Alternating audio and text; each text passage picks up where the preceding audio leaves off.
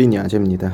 코리아 센터에 대한 이야기 한번 해볼까 합니다. 4천억을 투자 유치를 했고 이 내용은 결과적으로 다나와를 인수하는 내용입니다. 한번 보시죠. 오늘 볼 주요한 공시는 코리아 센터가 장이 끝나고 유상증자, 전환사채, 신주 인수권 부사채 각각 3개의 투자에 대한 공시를 냈습니다.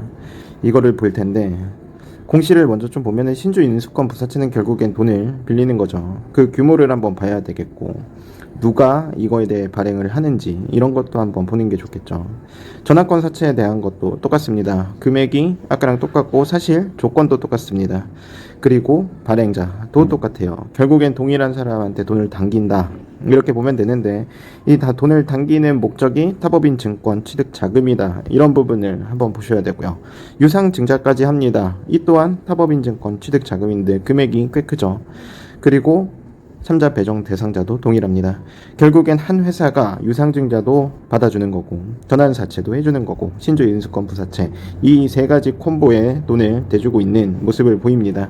어떤 회사일까? 저는 궁금했어요. 타법인 주식 및 출자증권 양수 결정을 보면은 이 코리아 센터가 어떤 회사를 인수하려고 하는지 알 수 있죠. 다나와 이거는 지난 공시에 나와 있던 21년 11월 공시를 보면 됩니다.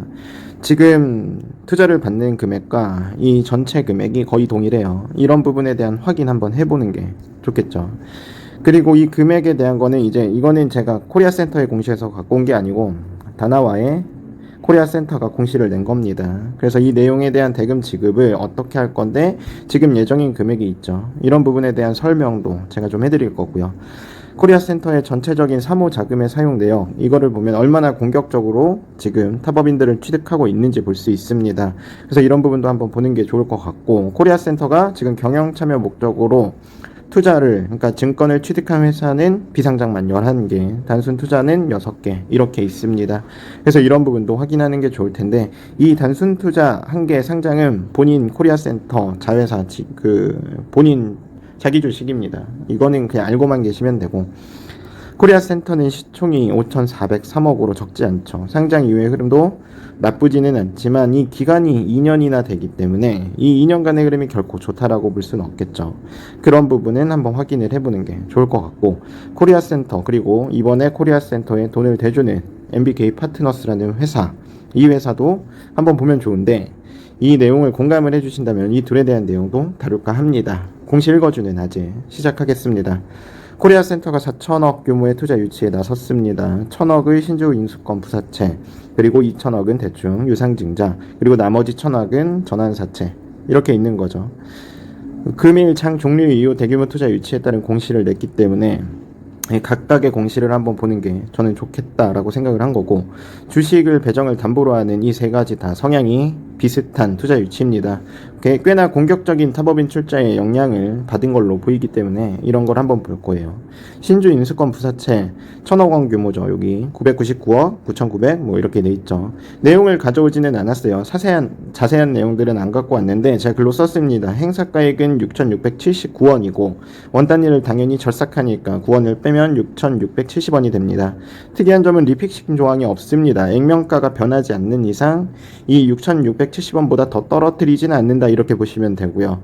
여기서 봐야 되는 건 한국 이커머스 홀딩스 주식 회사인데 MBK 파트너스의 투자조합이 만든 회사를 이커머스 회사들을 운영하기 위해서 만든 투자사입니다. 그래서 이런 부분은 확인을 하시는 게 좋고 전환사채권 발행 결정도 표면 만기 이자율 동일하게 돼 있고 규모 또한 1,000억으로 동일합니다. 리픽싱 조항 또한 동일하게 없고 3자 배정자 아까 이커머스 홀딩스 이런 부분까지 동일합니다. 전환사채로 2천억 다 땡기기 부담스럽고 신주 인수권 부사채로 2천억 다 땡기기 부담스러워서 그냥 각각에 대한 공시로 2천억 땡겨줬다 이렇게 보시면 될 것 같습니다. 유상증자 똑같이 배정자는 동일합니다. 규모는 여기 보시는 바와 같이 1980억이고 다 합치면 대략 4천억 원의 타법인 투자증권 취득을 위한 자금을 투자받는 경위 이 경위에 대해서 알아야 해답이 있겠다라고 생각이 들죠. 해답은 지난 공시에 나와 있습니다. 지난 11월 달 코리아 센터가 공시를 낸 게 있습니다. 다나와의 양수를 결정했다. 증권 양수를 결정했고 이에 대한 금액이 여기 써있죠. 3,980억 원으로 꽤 많은 돈이었고 총자산에 비하면은 이 돈은 97.85%로 거의 100%에 육박하는 돈이기 때문에 당연히 양수는 해야겠지만 코리아센터는 이 금액이 부담은 됐을 겁니다. 그래서 코리아센터가 결정한 내용은 이렇습니다. 다나와의 코리아센터가 낸 공시를 보면은 잔금에 대한 거는 지금 예정이지만 계약금 10%는 지난 11월 26일 날 지급을 완료했습니다. 이거는 내용을 보면 상호 협의하에 기간을 조정하겠다라고 되어 있고요. 이 협의하에 잔금을 납부하는 거는 여기 써있죠. 취득자금을 자체 보유자금 혹은 신규자금 조달 혹은 차입금의 형태로 조달할 예정이다.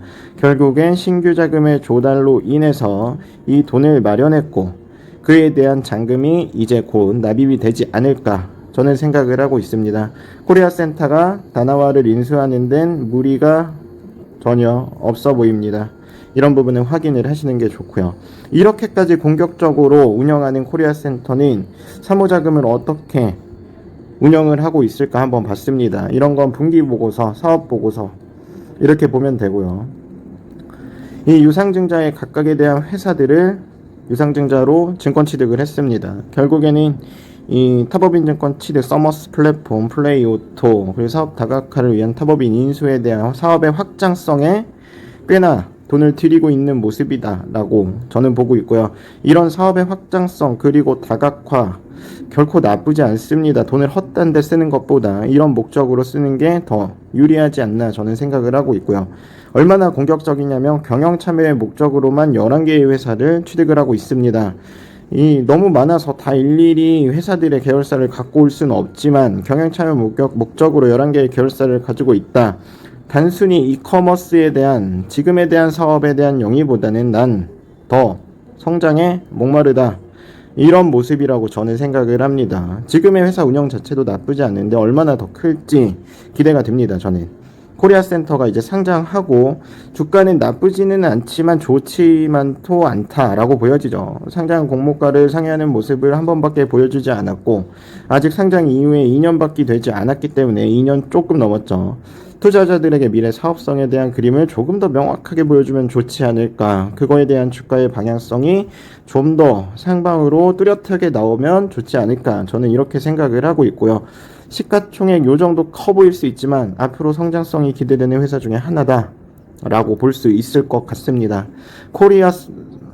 코리아센터 그리고 MBK 파트너스 이 부분에 대한 내용을 저는 투자자분들이라면 분명히 알아둬야 된다라고 생각합니다. 만약에 이 내용에 공감을 해주신다면 이 둘에 대한 내용도 제가 다루겠습니다. 오늘도 좋은 하루 되시고 구독 한번 부탁드리겠습니다.